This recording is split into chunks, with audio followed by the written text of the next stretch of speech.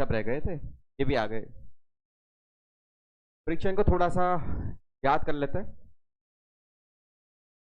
एक बॉडी है, मान लो रेस्ट पे है ग्राउंड के रिस्पेक्ट, तो फ्रिक्शन हो भी सकता, नहीं भी हो सकता। हो भी सकता है, मतलब मैं इसको पुश या पुल कर रहा हूँ, पुश या तो फिर भी ये नहीं चल रहा, ऐसा हो सकता है कि नहीं हो सकता? हो सकता है। मैं पुश या पुल कर रहा हूँ फिर भी ये नहीं चल रहा, उसका मतलब फ्रिक्शन प्रेजेंट है, और फ्रिक्शन अपने अप्लाइड फोर्स को बैलेंस कर रहा है। वो कौन सा फ्रिक्शन होता है? स्टैटिक। कौन सा फ्रिक्शन होता है? जैसे जैसे मैं फोर्स बढ़ाता जाऊंगा, क्या स्टैटिक फ्रिक्शन अपनी वैल्यू सेट करता जाएगा? तो स्टैटिक फ्रिक्शन कौन सा फ्रिक्शन होता है? सेल्फ एडजस्टिंग फ्रिक्शन, वो अपनी वैल्यू खुद सेट कर सकता है। बट एक लिमिट के बाद स्टैटिक फ्रिक्शन अपनी वैल्यू इंक्रीज नहीं कर सकता। हम पहुंच गए सरफेस मैक्स पे, फिर क्या स्टार्ट हो जाएगा? ब्लॉक एंड ग्राउंड के बीच में relative motion, block and ground के बीच में तब कौन सा फ्रिक्शन लगेगा? Kinetic friction. F S max की वैल्यू होती है mu N. Mu N, mu दोनों के लिए सेम के अलग? रियल में अलग होता है, बट जनरली जब एक ही म्यू की वैल्यू दी गई हो तो दोनों के लिए हम क्या मान के चलते हैं? सेम। बाकी हमें पता है ये हल्का सा कम होता है, पता है ना हमें, बट सिर्फ एक वैल्यू दी गई है म्यू की तो हम दोनों को सेम मान के आगे बढ़ते हैं। इतना पता है। अब बात करने वाला किस? रोलिंग की। किसी बात करनी है? कि पुरानी बातें हो चुकी? रोलिंग में वापस कुछ चीजें याद कर लेते हैं। प्योर रोलिंग की मैं बात कर रहा हूँ।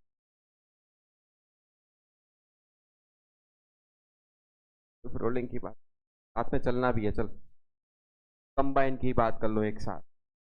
पहले हो चुका है रेडियस आर, ये ओमेगा से घूम भी रहा है, पीसीएम से चलना, ओमेगा से रोटेट होना। तो यहाँ क्या लिखते थे? PCM plus R omega. कैसे लिख दिया मैंने ये? कैसे लिख दिया पता है? पॉइंट के लिए क्या लिखा जाता था? पीसीएम माइनस, एंड अब मैं बात कर रहा हूँ प्योर रोलिंग के लिए, हमने क्या लिखा था? PCM is equal to R omega. क्या ये पता है? ये पता है क्या?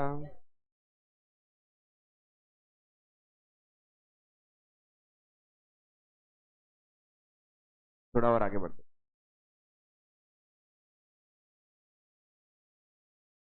ये कोई बॉडी है, रिजिड बॉडी। कौन है? Rigid body, radius R, moment of inertia I. Radius R, moment of inertia is आई।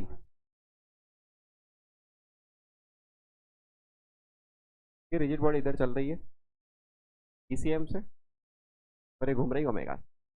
चलना वीसीएम से, घूमना ओमेगा से, चलना घूमना ओमेगा से। क्या पता है आपको सबको कि प्योर रोलिंग के केस में VCM is equal to R omega होता है? ये सबको पता है? क्या ऐसा भी हो सकता है VCM is greater than R omega? VCM is greater than R omega, VCM less than R omega. ये दो केस क्या है, प्योर रोलिंग है कि कुछ अलग? स्केडिंग। घूमना ज्यादा, चलना कम, चलना ज्यादा, घूमना ज्यादा, घूमना कम। ऐसा होता है नहीं होता? हो सकता है।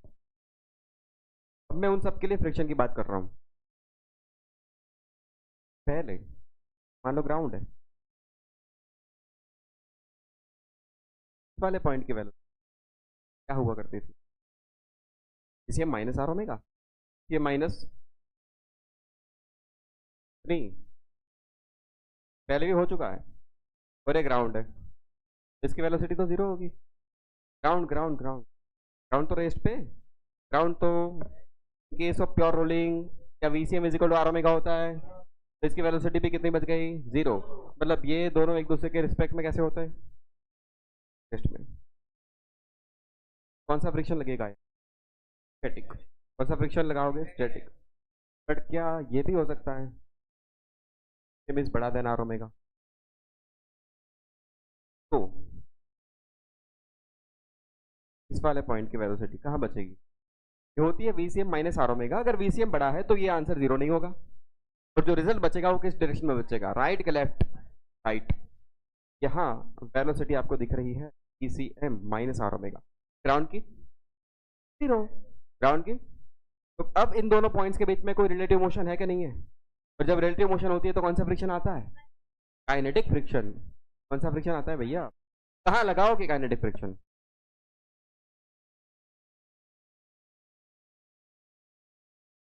जिस डायरेक्शन में रिलेटिव मोशन हो रही है या उसके चांसेस बन रहे हैं उसके अपोजिट, काइनेटिक फ्रिक्शन कहाँ लगाओगे?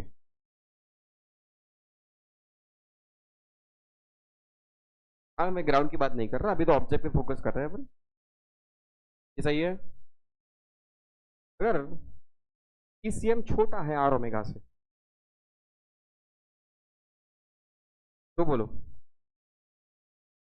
PCM की वैल्यू छोट कम है, आर ओमेगा की वैल्यू ज्यादा है। आर ओमेगा पीछे होता है, PCM इधर है। PCM की वैल्यू कम है, आर ओमेगा की ज्यादा है, तो रिजल्ट इधर बचेगा, रिजल्ट इधर बचेगा। ना बचा है, और ये तो रेस्ट पे है। फ्रिक्शन कहाँ और कौन सा? इज रिलेटिव मोशन चल रही, यहाँ कौन सा फ्रिक्शन? स्टैटिक। कौन सा फ्रिक्शन? स्टैटिक। इन दोनों केस में काइनेटिक। तो प्योर रोलिंग के केस में आप फ्रिक्शन कौन सा लोगे? स्टैटिक। बाकी दो केस में कौन सा लोगे? काइनेटिक। डायरेक्शन लॉजिकली देखेंगे, डायरेक्शन थोड़ा समझ के, ठीक है? तो लिखना है लिख दो, यहाँ से आगे बढ़ते फिर।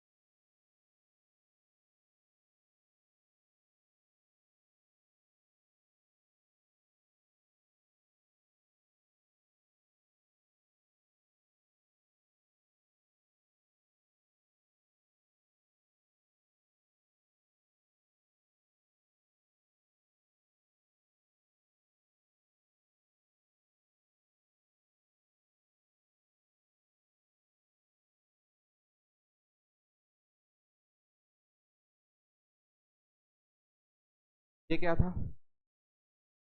तो आ जाओ बेटा इधर। ये क्या था? समझ लिया फ्रिक्शन कैसे करेगा। फ्रिक्शन थोड़ा खतरनाक, वैल्यू सेट कर सकता है, डायरेक्शन चेंज कर सकता है।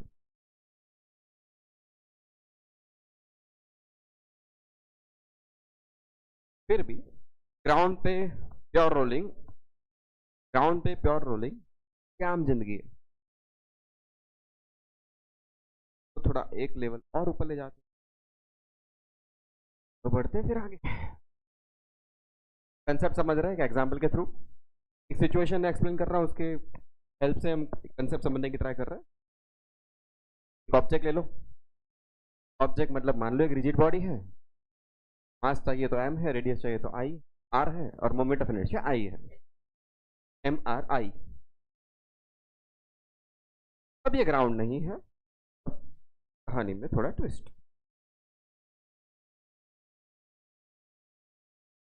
ये ग्राउंड है और ये, जब ये भाई साहब आते हैं तो कुछ गरीब चीजें लेके आते, ये गए आगे ECM से चलना और ओमेगा से घूमना, मतलब एक मोशन है कि कंबाइन मोशन है? मोशन तो कंबाइंड है भैया, चल भी रहा है और घूम भी रहा है। बट मैं कह रहा हूं कि ये प्लैंक के ऊपर प्योर रोलिंग कर रहा है। क्या कर रहा है? Pure rolling. थोड़ा और बना दे, प्लैंक भी चल रहा है, वी ये भी चल रहा है, ये घूम भी रहा है, प्लैंक भी चल रहा है वी से, और सिचुएशन क्या है? Pure rolling. ये पहले सिचुएशन है इनिशियली, इतना बना लो, फिर समझते हैं होगा क्या यहाँ पर। तो इसमें जो भी अलग अलग चीजें लिखी जाएगी वो अलग डायग्राम में बनाओगे। इतनी चीजें जो अभी आपको बोर्ड पे दिख रही है वो कहाँ गया है आपको सिचुएशन में?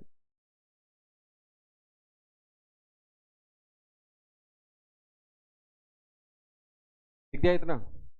चलो आओ।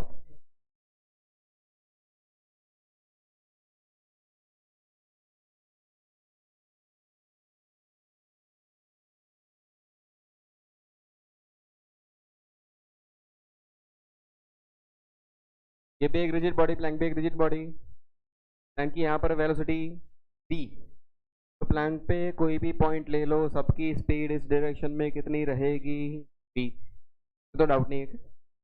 एक पॉइंट मैंने लिया यहाँ पर y, y प्लैंक पे, y पॉइंट कहाँ है? तो क्या ये v होगा? Obviously yes. जैसे बोल रहा हूँ, ये क्या कर रहा है? रोल लिया इस वाले पॉइंट की, जो रिजिड बॉडी पर है, x पॉइंट कहाँ पर है? रिजिड बॉडी पर। वेलोसिटी यहाँ कितनी होती है? ECM plus R omega, plus नहीं सॉरी माइनस आर ओमेगा, इसमें कोई डाउट नहीं है।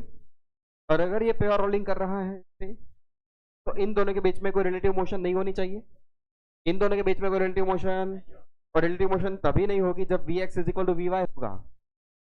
नहीं समझ में आया? Vx is equal to Vx ECM minus R omega and Vy, तो एक कंडीशन बन गई टैंक पे प्योर रोलिंग की कंडीशन। टैंक भी चल रहा था V से, VCM माइनस आर ओमेगा किसके बराबर होना चाहिए? V के बराबर, तभी तो दोनों के बीच में कोई रिलेटिव मोशन नहीं है। अभी जो फ्रिक्शन लगेगा वो कौन सा लगाओगे? स्टैटिक। ये दोनों पॉइंट एक दूसरे के रिस्पेक्ट में रेस्ट पे, दोनों पॉइंट्स एक दूसरे के रिस्पेक्ट में,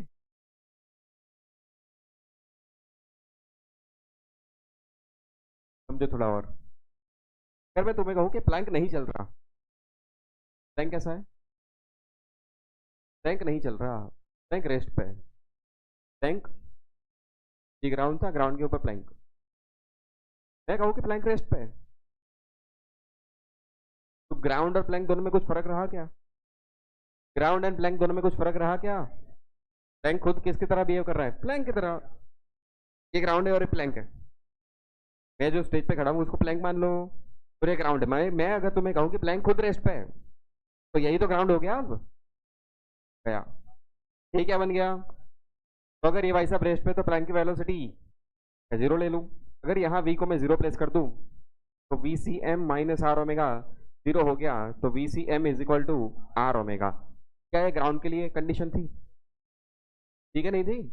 ग्राउंड ये अगर रेस्ट पे है तो ये किसकी तरह बिहेव करेगा, ग्राउंड की तरह। तो ग्राउंड के लिए कंडीशन ठीक है नहीं थी प्योर रोलिंग के लिए, इसकी बातें कर रहे हैं प्योर रोलिंग। तो ग्राउंड पे प्योर रोलिंग की कंडीशन क्या थी, VCM is equal to R omega. वो चीज वापस प्रूव हो गई। तो रियल में VCM is equal to R omega ground पे जब लिखा गया था तो हम ऐसे समझ सकते हैं। अब समझो कि अगर ये ग्राउंड पे प्योर रोल कर रहा है तो ग्राउंड की वेलोसिटी कितनी होनी चाहिए, कितनी होती है। तो जो कांटेक्ट में पॉइंट है, बॉटम मोस्ट पॉइंट ऑब्जेक्ट का, उसकी वेलोसिटी भी जीरो होनी चाहिए। उसकी बॉटम मोस्ट पॉइंट की वेलोसिटी होती कितनी है, वीसीएम माइनस आर ओमेगा, वो जीरो होनी चाहिए। इसलिए कंडीशन बनती है VCM is equal to R omega. नहीं समझ में आया। प्योर रोलिंग ग्राउंड पे, ग्राउंड की वेलोसिटी, बॉटम मोस्ट पॉइंट जो ग्राउंड के कांटेक्ट में है, VCM minus R omega. And अगर प्योर रोलिंग है तो दोनों इक्वल, मतलब VCM minus R omega zero के बराबर। That means VCM is equal to R omega. अगर आप ग्राउंड पे नहीं हो, प्लैंक पे हो, प्लैंक चल रहा है वी से, प्लैंक चल रहा है, तो जो पॉइंट प्लैंक पे है उसकी स्पीड v, और बॉटम मोस्ट पॉइंट उसकी VCM minus R omega. Again pure rolling है तो वीसीएम माइनस आर ओमेगा किसके बराबर होनी चाहिए, v के बराबर। ग्राउंड है तो ये वैल्यू जीरो, प्लैंक है तो प्लैंक की वेलोसिटी होनी चाहिए, खत्म। अब समझ में आया गया। आओ जल्दी।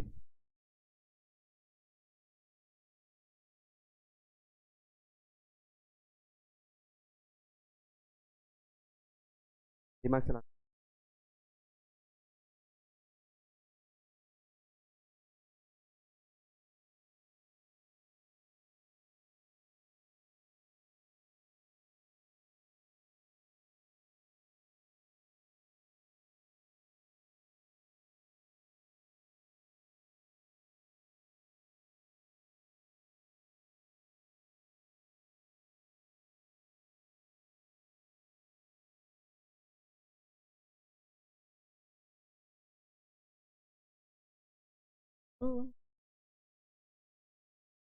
अरे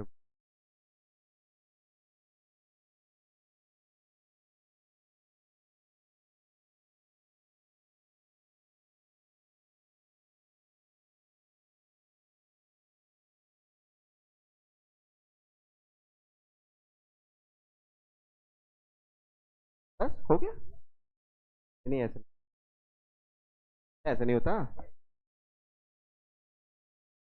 आपके यहाँ ऐसा ही होता है, हमारे यहाँ नहीं होता। लीगल है। मैं तो बचपन से हरामी हूँ बेटा। चलो आओ पढ़ो। पकड़े नहीं गए, ट्रेनिंग तुमसे तो ली थी मैंने। पकड़े नहीं गए। इसके कितने कांड है, आज तक कहाँ पकड़ा गया है। 2 दिन पहले पकड़ा गया थे।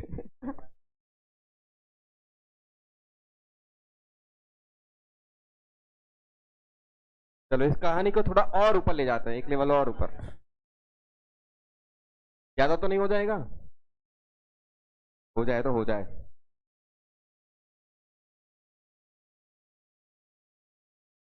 और थोड़ा ऊपर।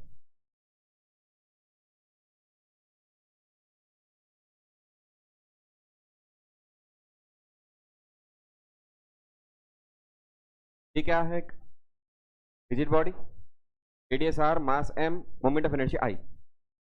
Radius R, mass M, moment of inertia I.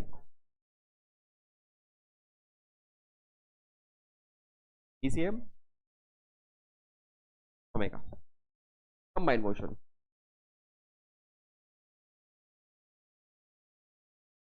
Planck,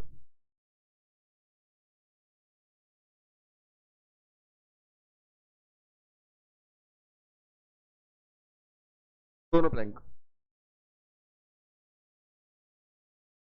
plank one इधर जा रहा है V1 से, प्लैंक टू इधर जा रहा है V।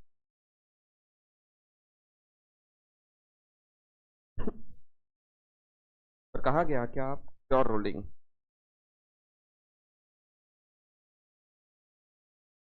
और ओमेगा पूछा गया।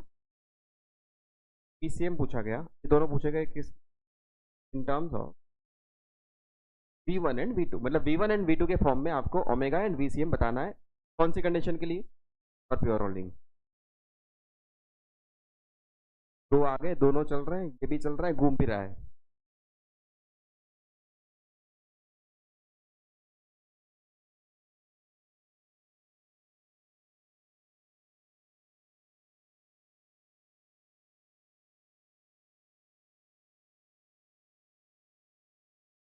क्या हर चीज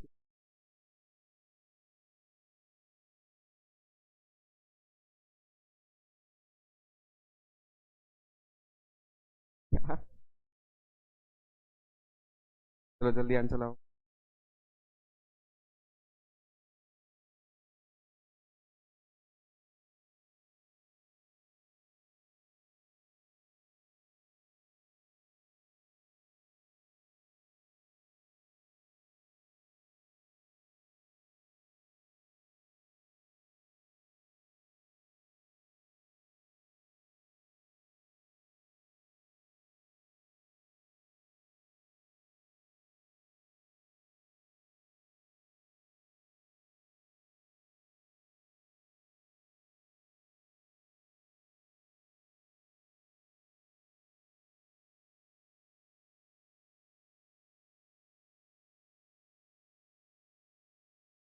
चले,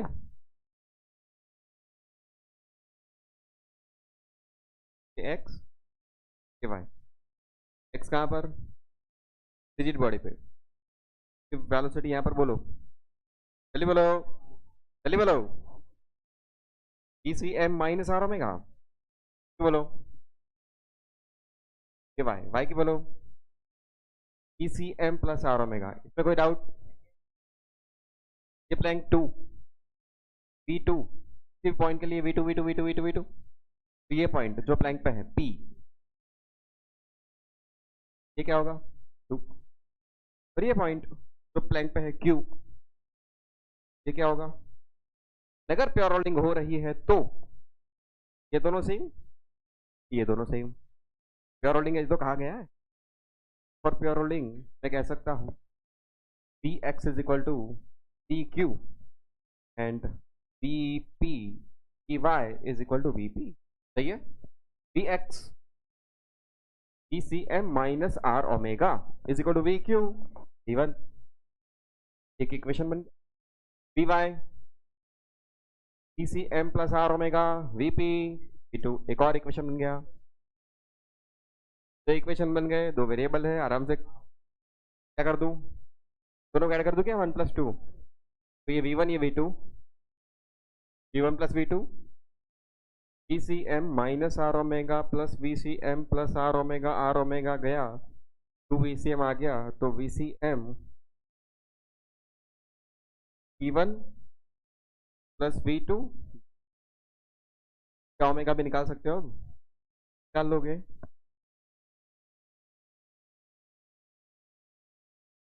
ये गंदा क्वेश्चन। अगर चीजें आपको लॉजिकली सही पता है तो एक सॉल्यूशन लंबा नहीं था, ये सब पता होना सब।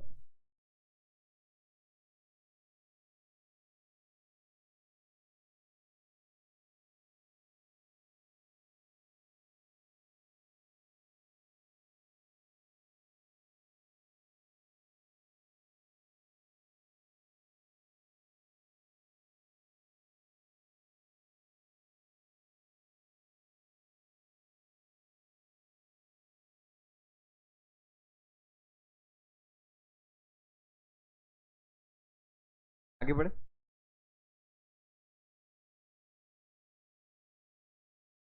ओमेगा आ गया, आ रहा है V1 V2 के फॉर्म में।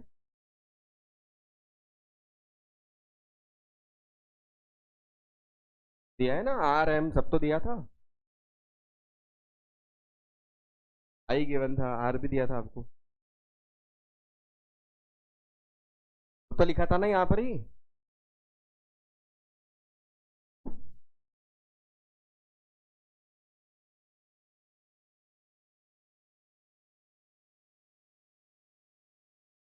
आगे बढ़े, एक क्वेश्चन के थ्रू वापस एक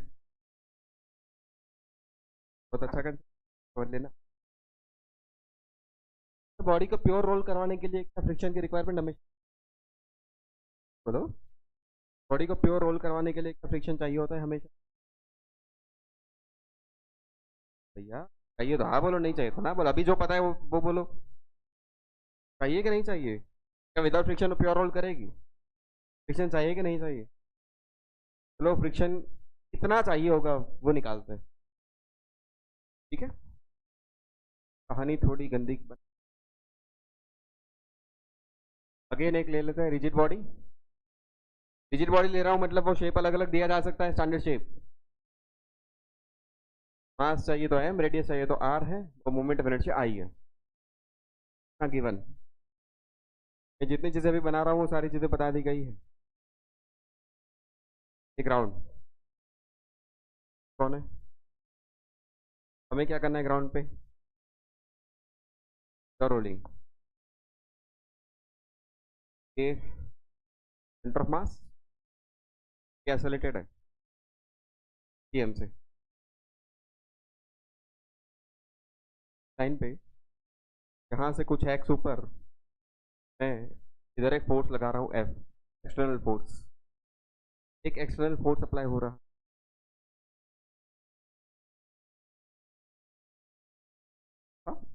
घूमना भी इधर।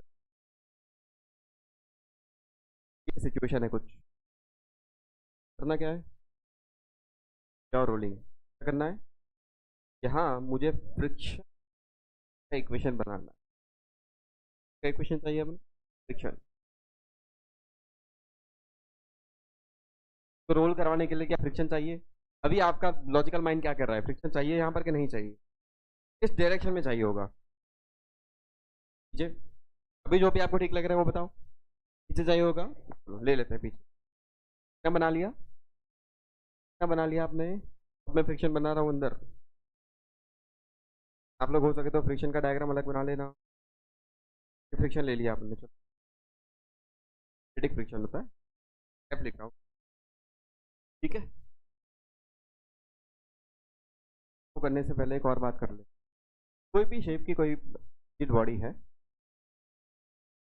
अगर ये जा रही है एक्वेशन के साथ और घूम रही है एंगुलर एक्सेलरेशन अल्फा के साथ, तो हम इक्वेशंस कैसे लिखेंगे? तो अल्फा के साथ घूमना है तो एक इक्वेशन बनेगा, torque net is equal to I alpha. Torque net is equal to I alpha बनेगा कि नहीं बनेगा? फिर इसका एक्सेलरेशन इधर है, तो कंपलसरी एक्सेलरेशन इधर ही आए, इधर भी तो आ सकता था, कहीं भी आ सकता है। तो मैं कह रहा हूँ ये एक्सेलरेशन का एक्स कंपोनेंट है और ये एसीएम का वाई कंपोनेंट है। मैं लिख सकता हूँ F net in X is equal to M A C M X, ठीक है। नेट फोर्स, फोर्स एक से ज्यादा भी तो हो सकता है। ये कौन सा फोर्स है? Net force. नेट फोर्स का X component is equal to total mass into acceleration का नेट कंपोनेंट। ये पूरा एफ नेट आप किस पे लगाते हो? सेंटर ऑफ मास पे। तो जो एक्सेलरेशन मिलेगा वो भी किसका होता है? अब हम पार्टिकल के साथ नहीं खेल रहे हैं, अब किसके साथ खेल रहे हो? सिस्टम। सिस्टम के लिए जो नेट फोर्स होगा वो सेंटर ऑफ मास में मानते हैं, पूरा मास लिया जाता है, वो एक्सेलरेशन भी किसका होता है? Centre of mass. और वाई में भी सेम इक्वेशन लगाया जाता था, क्या ऐसे इक्वेशन लिखे जाते? नया तो नहीं लिख रहा, ये तो पहले भी लिखे हमने। रोटेशन भी है तो एक और इक्वेशन ऐड हो चुका है। डेफिनेट के इक्वेशन एक्स में वाई में पहले भी तो लिखते थे। रोटेशन है तो torque net is equal to I alpha एक ऐड हो चुका है। वाओ, यहाँ इक्वेशन बनाने की ट्राई। फ्रिक्शन मैंने मान लिया है पीछे है, तो हमारा अजम्पशन है फ्रिक्शन पीछे। इस पे net force F net is equal to M A C M लिखना है। एक्स में नेट फोर्स, बोलो जल्दी। इधर पीछे क्या बन गया? M A. वाई में कुछ नहीं है, वाई वाला इक्वेशन बनेगा। और वाई में कुछ है क्या? टॉर्क, टॉर्क टॉर्क दो फोर्स है, तो टॉर्क अप्लाइड फोर्स का प्लस टॉर्क फ्रिक्शन का is equal to I alpha. To I alpha. Applied force का टॉर्क, फोर्स इधर, ये फोर्स कैसे घुमा सकता है? तो टॉर्क की डायरेक्शन, फ्रिक्शन इधर है, ये भी ऐसे घुमाएगा, फ्रिक्शन के टॉर्क की डायरेक्शन भी, दोनों की डायरेक्शन सेम है, इसलिए मैंने दोनों को ऐड किया हुआ है। अलग अलग होती तो माइनस भी करना पड़ता, डायरेक्शन पता। का टॉर्क एफ इंटू एक्स बन गया, फ्रिक्शन का टॉर्क फ्रिक्शन इंटू आर, सही है, फोर्स इंटू परपेंडिकुलर डिस्टेंस। आई तो पता है, मैं गिवन है आई, सेंटर ऑफ मास के अबाउट आई की वैल्यू आई है, तो ये आईसीएम होता है, आईसीएम की वैल्यू आई। एक और इक्वेशन बन चुका है। And in case of pure rolling ACM and alpha के बीच में भी एक रिलेशन होता है। क्या होता है? ACM is equal to R alpha, ये 1 2 ये 3, ये इक्वेशन बने। जो कह रहा हूँ वो समझो ध्यान से। इक्वेशन 1 से एसीएम क्या बनेगा? F minus friction divide by mass. और इक्वेशन 2 से अल्फा क्या बनेगा? F X, F into X plus F into R divide by I. ACM को मैं यहां प्लेस कर दूं और अल्फा को मैं यहां प्लेस कर दूं 3 में, ठीक है। मुझे फ्रिक्शन चाहिए, ध्यान रहे क्या लाना है मामे, फ्रिक्शन का एक जनरल इक्वेशन चाहिए।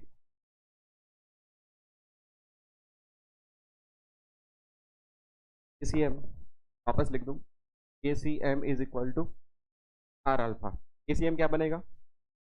F minus F by mass R. Alpha क्या बन चुका है? F into X plus F into R by I. यहाँ तक होके गए? यहाँ से मुझे फ्रिक्शन सब्जेक्ट बनाना है, बोलो क्या करूं? जल्दी बोलो, आई को मल्टीप्लाई कर दूं? फ्रिक्शन चाहिए अब बस, F into I minus F into I, M इधर ले जाऊं, M into R into F into X, M R into R square into friction, सही है। फ्रिक्शन वाले एक साइड ले लो, ये तो है ही एक, एफ इंटू आई प्लस एम आर स्क्वायर। इधर गया, मैंने इधर लिखा है,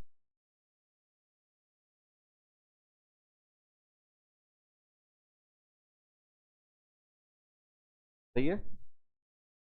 यहां से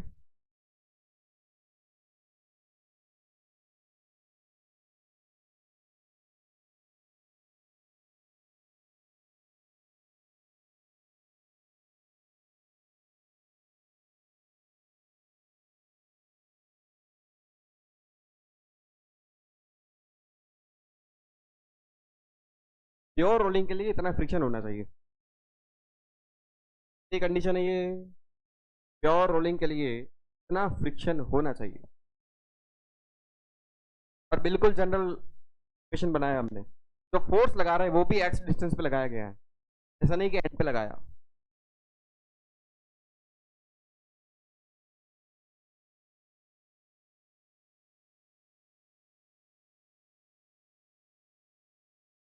सिर्फ इक्वेशन याद रखने से काम नहीं होगा, ध्यान रहे कि हमने जो फ्रिक्शन माना था वो कहाँ माना था, जो फ्रिक्शन माना गया था वो कहाँ माना गया था? पीछे। अप्लाइड फोर्स कहाँ था? आगे। जो फ्रिक्शन आपने माना है वो कहाँ है? तो ये जो इक्वेशन बना है वो मान के बनाएगा फ्रिक्शन पीछे है, अप्लाइड फोर्स इधर है, फ्रिक्शन पीछे है, और जो फोर्स लगा रहे हो वो सेंटर ऑफ मास से कितना ऊपर है? एक्स ऊपर। फोर्स कितना ऊपर है? एक्स ऊपर। लिखना बंद यानी इधर। अब मैं इसको यूज कर रहा हूँ। पहला केस लेते हैं, रिंग है मान लो, क्या है? Ring, mass M radius R, mass M, ये कौन? मैं ऐसे फोर्स लगा रहा हूं, तो रिंग, अगर ये रिंग है, आई क्या होगा बताओ? I I I confirm M R square. और इस केस में एक्स की वैल्यू क्या हो चुकी है? क्या एक्स की वैल्यू आर बन चुकी है? एक्स कितना बन चुका है? आर। तो फ्रिक्शन अप्लाइड फोर्स है I minus M R X, I की value M R square minus M into R into X की वैल्यू, एक्स की वैल्यू भी R, divide by I plus M R square. ये क्या बन गया? फ्रिक्शन। ओह, without friction भी क्या हो सकता है? ये किसके लिए कंडीशन थी? प्योर रोलिंग के लिए। किसके लिए? किसके लिए? तो अगर रिंग पे आप ऐसे फोर्स लगा रहे हो टेंजेंशियली, तो विदाउट फ्रिक्शन भी वो रोल हो सकती है? नहीं, घुस नहीं रहा अंदर। ये सत्य है। Friction, required friction zero. Friction, मैंने फोर्स लगाया, कोई फ्रिक्शन नहीं तो भी ये रोल करेगी। डिस्क, रुक जा, डिस्क डिस्क डिस्क, ये डिस्क है, ऐसे फोर्स लगा रहे हो, फोर्स यहां लगा रहे हो, बोल friction, applied force I minus M R square X, I minus M R X, I की value M R square by two, सही है, डिस्क है। अब डिस्क है, मोमेंट ऑफ इनर्शिया आई की value M R square by two minus M into R into X की value भी R, X की वैल्यू भी, ये क्या बन गया? M R square divided by I M R square by two plus M R square होता है। इक्वेशन याद रहे। ये क्या बन गया? ये क्या बन गया? प्लस के माइनस, प्लस बना माइनस बना है, तो ये आंसर फ्रिक्शन का नेगेटिव आया है। आंसर जो भी आएगा वो क्या है? नेगेटिव आंसर आया है। इस इक्वेशन को प्रूव करते वक्त फ्रिक्शन हमने कहा माना था, और वो आया कैसा? तो जो आपने माना है वो गलत है। फ्रिक्शन लग कहाँ रहा है? गायब हो गए। इसको प्रूव करते वक्त फ्रिक्शन कहाँ माना गया था? पीछे। वो आंसर क्या आ रहा है? नेगेटिव। मतलब जो डायरेक्शन हमने मानी है वो गलत है। एनएलएम में भी पहले हमने ऐसा किया हुआ है, एसोसिएशन मान लिया नीचे, फिर उसका आंसर नेगेटिव आया, तो हमने समझा कि जो नीचे माना गया था वो गलत था। याद आ रहा है ऐसा? इसके लिए एक और क्वेश्चन कर रहा हूं मैं, ये पहला है। दूसरा, ये डायरेक्शन समझाई मैंने, ये जो मान मान रहे हो हमेशा यही डायरेक्शन नहीं होती, ये देख बदल गई। डिस्क के लिए अगर मैं फोर्स यहां लगा रहा हूं आर बाई टू ऊपर, अगर फोर्स आर बाई टू ऊपर लगाया जा रहा है तो आई की वैल्यू तो क्या होगी बेटा? M R square by two, N X की वैल्यू क्या हो चुकी है? R by two. तो फ्रिक्शन बोल, applied force I M R square by two minus M into R into X की value R by two divided by I plus M R square. ये क्या हो गया? जीरो, वापस जीरो। तो अगर आर बाई टू पे मैं डिस्क में भी फोर्स लगाता तो भी विदाउट फ्रिक्शन वो रोल करती।